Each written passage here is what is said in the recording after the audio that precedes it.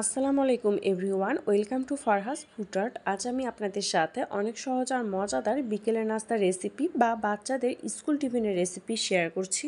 তাহলে চলুন দেখে নেওয়া যাক কীভাবে তৈরি করেছি।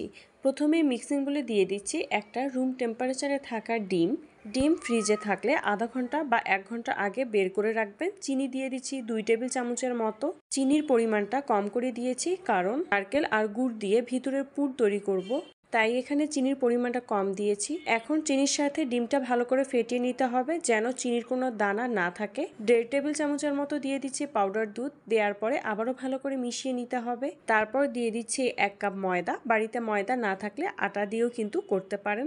ব্যাটার তৈরি করার জন্য পরিমাণ মতো পানি দিয়ে দিব। পানিটা কিন্তু একবারই দিব না, অল্প অল্প করে দিব আর ব্যাটারটা তৈরি করে নিতে হবে। প্রথম অবস্থায় পানি বেশি করে দিলে ব্যাটারটা অনেক সময় পাতলা হয়ে যাবে, তাই পানিটা অল্প অল্প করে দিবেন আর ব্যাটারটা তৈরি করে নেবেন। ব্যাটারটা খুব বেশি ঘন বা খুব বেশি পাতলা হবে না। 15 থেকে 20 মিনিটের মতো ব্যাটারটাকে আমি খুব ভালোভাবে ফেটিয়ে নিয়েছি। যত ভালোভাবে ফেটিয়ে নেওয়া হবে রুটিগুলো খুব সুন্দরভাবে তৈরি হয়ে যাবে, তাই একটু সময় নিয়ে ব্যাটারটা ভালো করে ফেটিয়ে নেবেন। সবশেষে দিয়ে দিচ্ছি অরেঞ্জ ফুড কালার সামান্য পরিমাণে। এটা অপশনাল, না দিলেও চলবে। অনেক সময় বাচ্চারা কালারফুল খাবার পছন্দ করে, তাই এই রংটা মেশানো। এটা দেয়াতে বা না দেয়াতে স্বাদের কোনো পার্থক্য হবে না। তারপর দিয়ে দিচ্ছি 1 চা চামচের মতো ভাজা তেল। তিলটা আমি আগে সামান্য পরিমাণে তেল দিয়ে ভেজে নিয়েছিলাম, সেটা এখানে দিয়ে আবারও ভালো করে মিশিয়ে নিচ্ছি 5 থেকে 6 মিনিটের মতো। ব্যাটারটা যখন ভালো করে মিশানো হয়ে যাবে রেস্টে রেখে দিব আধা ঘন্টার জন্য। ব্যাটারটা আমি কিরকম ঘন করেছি চামচের সাহায্যে আপনাদেরকে দেখিয়ে দিচ্ছি। ঠিক এইরকম ভাবে ব্যাটারটা তৈরি করে নেবেন। আরেকটা জিনিস আপনারা এখানে লক্ষ্য করতে পারেন, চামচের পিছনে ব্যাটারটা লাগিয়ে নিয়েছি আর হাত দিয়ে একটু ভাগ করে দিচ্ছি। যদি ভাগ হয়ে যায় বুঝতেই পারবেন ব্যাটারটা পারফেক্ট ভাবে তৈরি হয়ে গিয়েছে। চুলার জাল একবারে কম করে দিয়ে প্যানে সামান্য পরিমাণে তেল ব্রাশ করে নিয়েছি। এখন এখানে ব্যাটারটা দিয়ে দিচ্ছি আর গোল করে দিচ্ছি। রুটির মতো করে দুপাশে ভালো করে ভেজে নিতে হবে। এক পাশে যখন ভাজা হয়ে যাবে আরেক পাশে আমি উল্টিয়ে দিচ্ছি। চুলার জাল একবারে কম করে দিয়ে কিন্তু ভেজে নিতে হবে। চুলার জাল যদি বেশি করে দেন তাহলে কিন্তু কাঁচা থাকবে ভিতরে, তাই একটু সময় নিয়ে রুটিটা ভালো করে ভেজে নেবেন। এভাবে আমি 3টা রুটি ভেজে নিয়েছিলাম।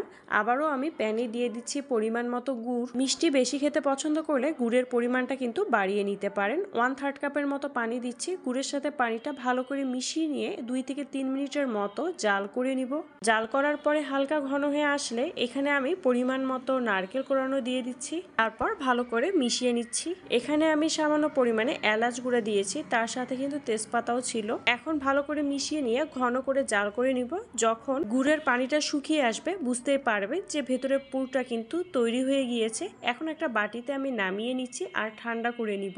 ভাজার সময় যেন খুলে না যায় তাই একটা বাটিতে আমি দিয়ে দিচ্ছি ময়দা আর পরিমাণ মতো পানি। দেওয়ার পরে ঘন একটা ব্যাটার তৈরি করে নিয়েছি। আপনারা যদি বেশি করে তৈরি করতে চান উপকরণগুলো কিন্তু বাড়িয়ে নিতে পারেন। আমি আমার পছন্দ অনুযায়ী এর ভিতরে কিন্তু নারকেলের পুর দিয়েছি। আপনারা আপনাদের পছন্দ অনুযায়ী বাসায় যে কোনো পুর তৈরি করে দিতে পারেন। 3টা রুটি তৈরি করার পর ঠান্ডা করে নিয়েছিলাম। এই অবস্থায় রুটিগুলো কিন্তু আপনারা ফ্রিজেও রেখে দিতে পারেন। একটা রুটির মাঝখানে দিয়ে দিচ্ছি রান্না করে রাখা পুর পরিমাণ মতো। তারপর আমি একটু চারকোনা শেপ দিয়ে নিচ্ছি। এখন ফোল্ড করে নিব। তার উপরে দিয়ে দিচ্ছি তৈরি করে রাখা ঘন ময়দার ব্যাটার। এই ব্যাটারটা লাগিয়ে নেবেন, তাহলে কিন্তু ভাজার সময় খুলে যাবে না। এভাবে আমি 3টা রুটি কিন্তু তৈরি করে নিয়েছি। বাচ্চাদের টিফিন দিতে চাইলে আপনারা কিন্তু এভাবে আগের দিন রাতে তৈরি করে রেখে দিতে পারেন ফ্রিজে, পরের দিন ভেজে দিতেও কিন্তু পারেন। এভাবে আপনারা তৈরি করে দিতে পারেন। সবগুলো এভাবে তৈরি করে নেওয়ার পরে চুলার জাল একবারে কম করে দিয়ে সামান্য পরিমাণে তেল দিয়ে দিচ্ছি। তেলের পরিবর্তে এখানে ঘি দিতে পারেন। তারপর উল্টিয়ে পাল্টে দুপাশে ভালো করে ভেজে নিতে হবে। এভাবে আমি 3টা রুটি খুব ভালোভাবে ভেজে নিয়েছি। আমি অনেক সহজভাবে আজকের এই রেসিপিটি আপনাদের সাথে শেয়ার করেছি যেন বাসায় ঝটপট আপনারা এই রেসিপিটি তৈরি করে দিতে পারেন। পুরো রেসিপিটি তৈরি করতে আমি তেল ব্যবহার করেছি, তেলের পরিবর্তে আপনারা ঘি দিয়েও তৈরি করতে পারেন। এই তো তৈরি হয়ে গেল অনেক সহজ আর মজাদার বাসায় তৈরি নাস্তার রেসিপি। এই রেসিপিটি বিকেলের নাস্তা বা বাচ্চাদের স্কুল টিফিনে বা বাড়িতেও কিন্তু তৈরি করে দিতে পারেন। ছোট বড় সকলে অনেক পছন্দ করবে, বা বাড়িতে যদি মেহমান আসে তাদেরকেও কিন্তু এভাবে তৈরি করে দিতে পারেন। রেসিপিটি ভালো লেগে থাকলে আমার ইউটিউব চ্যানেলটি সাবস্ক্রাইব করে দিবেন আর আমার Facebook page ফারহাস food art follow করে দিবেন। আর এই রেসিপিটি ভালো লেগে থাকলে কমেন্ট করে জানাবেন। এর আগেও আমি অনেক টিফিন রেসিপি আপনাদের সাথে শেয়ার করেছি। আশা করি রেসিপিগুলো আপনাদের কাছে ভালো লাগবে। তাহলে আজ এতটুকুই। ভালো থাকবেন, সুস্থ থাকবেন। আল্লাহ হাফেজ।